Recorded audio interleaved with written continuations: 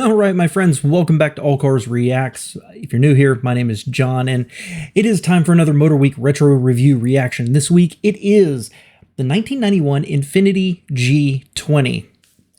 Hard to be excited about this car, but I'm continuing a little tirade I'm doing on some Infiniti products. And part of this is philosophical. I like Infinitis. That I've said before, it in a bubble, right? If you didn't drive any competitors and you just drove some Infinitis, they're actually really nice vehicles. Certainly some of their SUVs are really good, and some of their cars have been very, very good. It's only in comparison they start to fall down. I don't feel that way about the G20 here. I feel it was a half-hearted attempt, but they can almost be forgiven for it. And so I want to like Infiniti, and I actually think if I owned one, I would enjoy it and I would be comfortable in it. And I like Nissans and their ergonomics and their seat comfort and everything else. But how many failed cars do you have to have before at some point you're like, oh, I guess it's just not a good brand? So let's take a little trip back down memory lane here to the G20. As always, make yourself comfortable. You and I are just going to have a little conversation with each other about this and reminisce a little bit. Grab your beverage of choice. We do have some coffee here, which I'm going to regret when I try to sleep here in a little bit. And let's see what Motorweek said when it was brand new. Motorweek is made possible by TireRack.com and RockAuto.com. By now, everyone knows that the Japanese manufacturers are trying to capture a piece of the luxury car market. Nissan's luxury arm, Infiniti, sent its first sedan challenger, the Q45, to do battle with 5 Series BMWs and Mercedes-Benz 300 models. Now Infiniti is introducing its second four-door contender, this G20.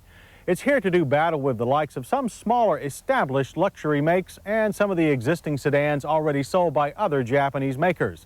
It will be in one of the most competitive market segments. But Nissan doesn't usually send a product into the marketplace that isn't prepared to do battle. Let's see how well the G20 is armed. All right, so let's talk about the styling here and a little bit about the, I guess, the opinions of the history of this car. So forget Infiniti for a second. Think about Lexus. They invested however many billion of dollars into creating the LS. That was a revelation at the time. It was dramatically less expensive and insanely well built. Infiniti was doing the same thing with their Q series.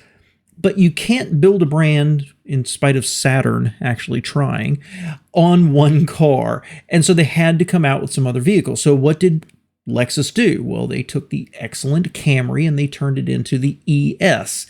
Not a big fan of the early ones, but here, Infiniti's doing the same thing. They're taking a more pedestrian Nissan car, gussying it up, and selling it as an Infiniti. My problem is, I've had a little bit of experience with these, and you know what? As a vehicle, they were fine. Just like a Nissan. They just weren't premium. You know, they didn't feel special. And so if you think about Acura, now between this and the ES, by far the ES is a better car.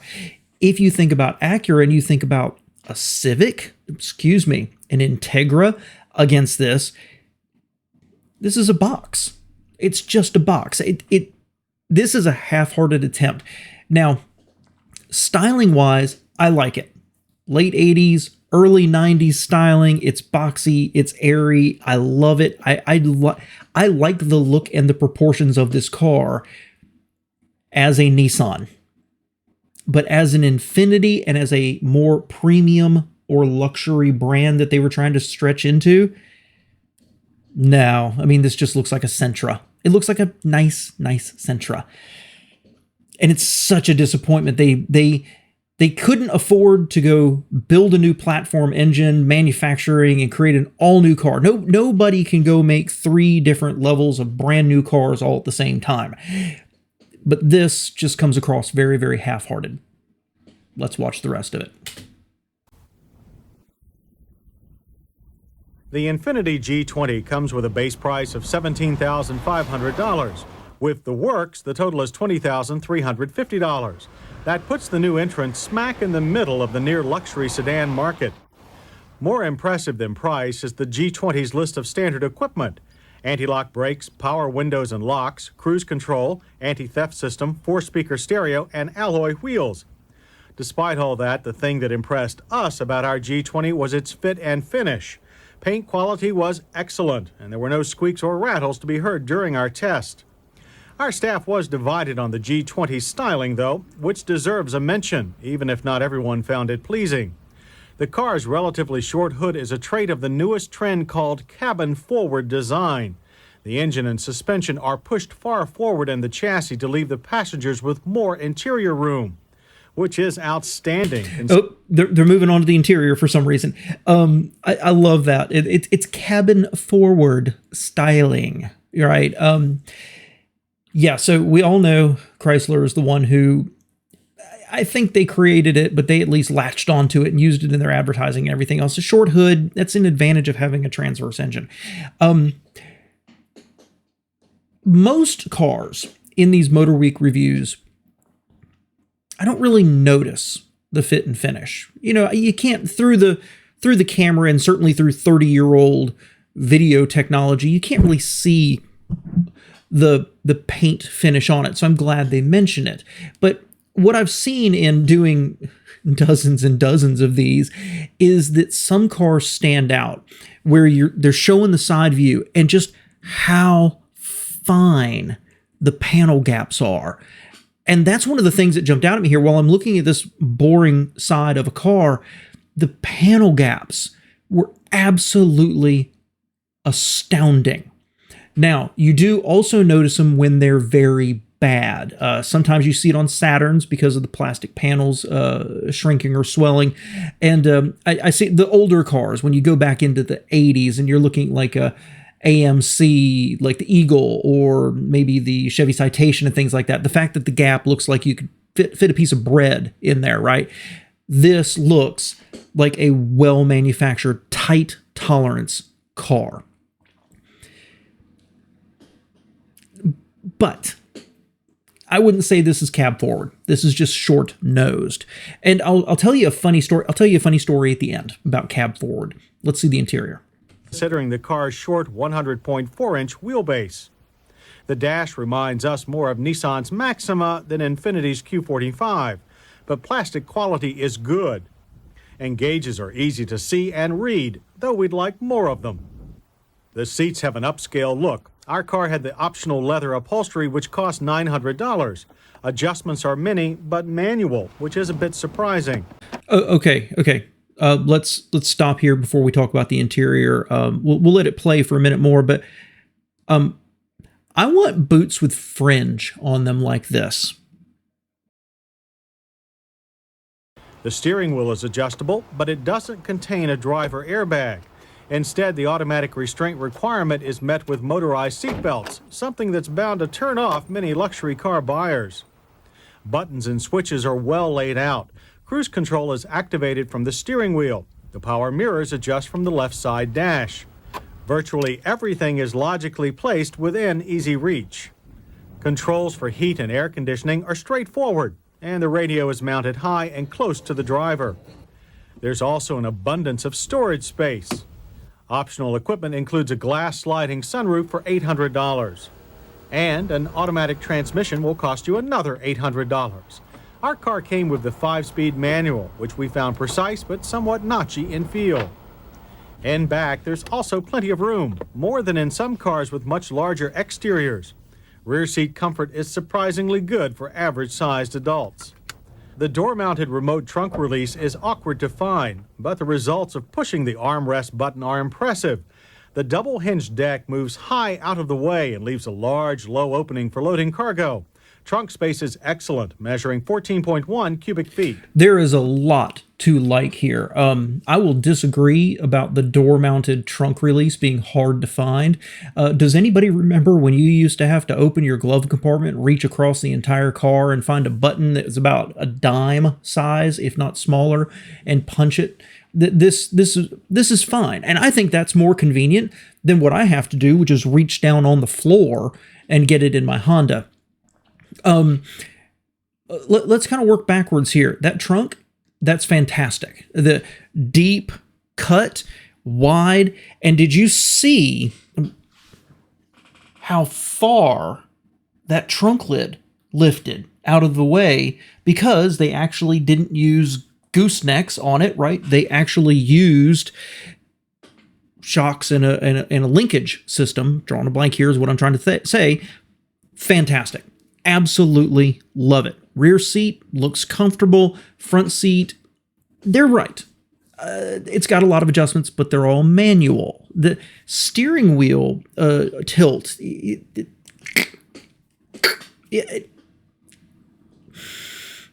this is a nice car because the gauges are fine. The layout is fine. The radio and HVAC controls are absolutely fine. Surprised they didn't say something and complain about the center mount window switches. I feel confident I've heard them complain about that before on another car. But nothing here other than the quality of the plastics and maybe the covering on the seats, right? Nothing here says I've bought a luxury car. I've bought premium. I am finally making enough money at work that I can go buy something nice. Nice Nissan. The dash doesn't scream upscale to me at all. And I'm not going to say that its competitors and maybe the 3 Series or whatever had swaths of mahogany across it, but it just looks well laid out, high quality plastics, convenient ergonomics, but it doesn't scream luxury. But with the G20 space efficiency comes a price. This trim sedan was designed to accommodate a 4-cylinder engine only. There is no available V6. And the engine, while capable, is the same unit that powers the top Nissan Sentra model. But with double overhead cams, 4 valves per cylinder, and fuel injection, this all-aluminum engine is about as advanced as any 4-cylinder on the market. Displacing just 2 liters, it makes 140 horsepower. And that's enough to accelerate the G20 very respectably. Our test car needed only 8.2 seconds to reach 60 miles per hour. The quarter mile took 16.5 seconds and ended at 86 miles per hour. To its credit, the engine revs freely and makes only a moderate amount of 4-cylinder vibration at high RPM. Though we still wish for a V6, the Infiniti redeems itself with a noteworthy technical advance. It's the first front-drive car to use a multi-link front suspension. We won't go into the details of what that means, but take our word for it, it's neat stuff. The kind of engineering used on the Nissan 300ZX and Infiniti Q45. We found the G20 to be nimble and sports car-like. It responds to tight turns by trying to throw its back end through the turn first. In addition, the steering is quick, if perhaps too overboosted and light for this kind of driving. But what's surprising is that a sedan that behaves with such spirit on the track can deliver such a civilized highway ride. Okay, so they're about to talk about the highway ride, hopefully a little bit more than that. I guess my overall thought there is it's fine. You know, I respect the engine. That's fine horsepower. It's an advanced engine. This was when Nissan was an engineering company. They really focused on trying to build good cars, and when I respected them. So I don't really have any problems with anything here. And I'm glad they talked about the suspension. And, you know, earlier they talked about, you know, it was loaded up with advanced features. But nothing, and admittedly, that's not a bad 0 to 60 time. But does it say sports sedan to you? And that is a dangerous thing to start talking about, because if I'm like, this doesn't hold a candle to, say, the 3 Series, just as an example, because it's rear-wheel drive. Well, okay, all of a sudden, do we not count the Integra? That's not fair.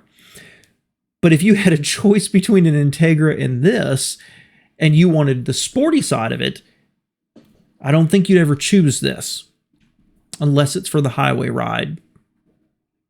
And it does look substantially taller. It does look, in fact, I seem to remember the seat was much higher. This is just a more comfortable vehicle overall, but that tells me it's, what it is. Is it a sedan that's sportier, or is it a sports sedan? Maybe I'm splitting hairs here too much, but there's really no problem. It did look a little tail happy going through the slalom there, but it was fine. A testament, we think, to the multi-link front suspension. The G20's brakes are also impressive. ABS is standard, and there are discs at all 4 corners. With them, our car needed only 109 feet on average to stop from 60 miles per hour. Stops were straight, and the pedal had a firm, solid feel. The G20 is EPA rated at 24 city, 32 highway. We managed 27 miles per gallon in typical driving. In our safety check, the Infiniti passes with standard anti-lock brakes and rear shoulder belts, but it fails to have airbags, a serious omission for any car that competes in the luxury or near luxury market. The Honda Accord SE doesn't have airbags either, but it does have as much or more room in most interior dimensions and as many standard features. It's about as quick as the G20 and has ABS, but it costs $1,000 less. BMW's 325i 4-door cost about $5,000 more than the Infiniti. It's an older, less space-efficient design, but it offers a smooth 6-cylinder engine, plenty of power, and an airbag for the driver. The G20 impressed us most with its high level of fit and finish and excellent ride quality. We also like its roomy interior and standard ABS brakes. But considering what the competition has to offer, the G20 is a bit pricey, and we think a car with a luxury class price should offer a 6-cylinder engine. The G20 doesn't. The perceived value of the Infiniti G20 will be totally subjective. It looks expensive next to established Japanese sedans that have similar equipment, and it looks like a bargain next to some traditional European imports, if you can forgive the equipment it doesn't have and its humble Nissan origins. The G20 is a car truly in the middle, a place where it's often difficult to succeed. The G20's solid design deserves a better fate. Interesting. And first off, I've got to say that 109 feet for their stopping distance, fantastic. They did a really nice job there of saying what I'm trying to say, which is this is just a kind of a misplaced car. I don't love what they compared it to.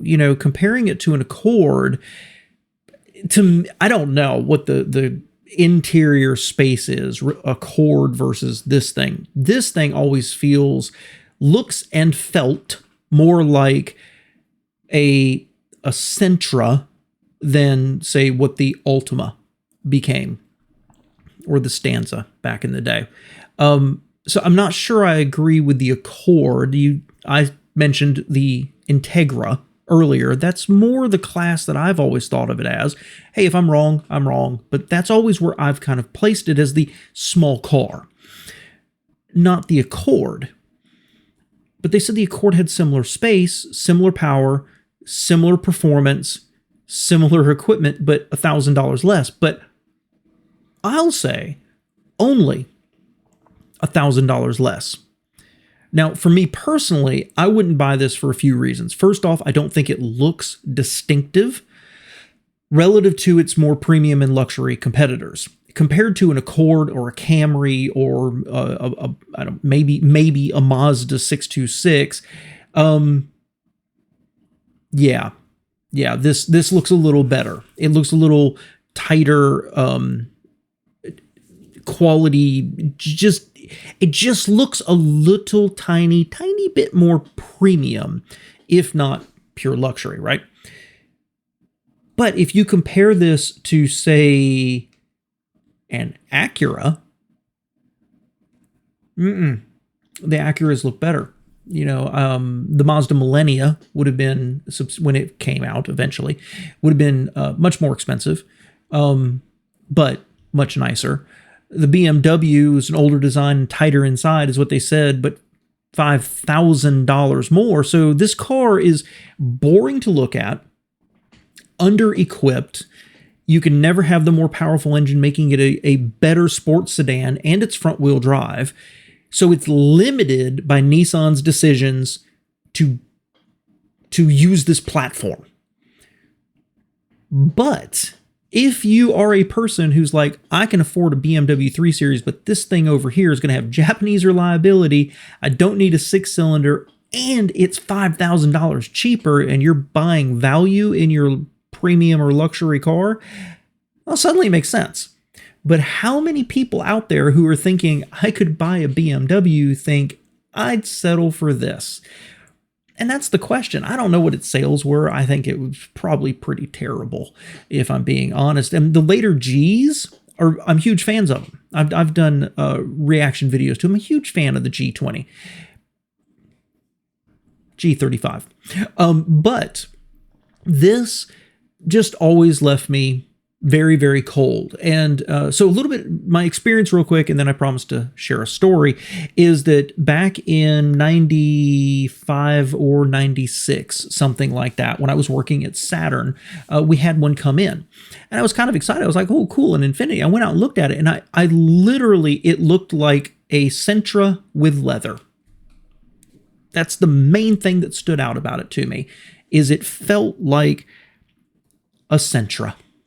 And it might be a nice Sentra, but it's still just a Sentra.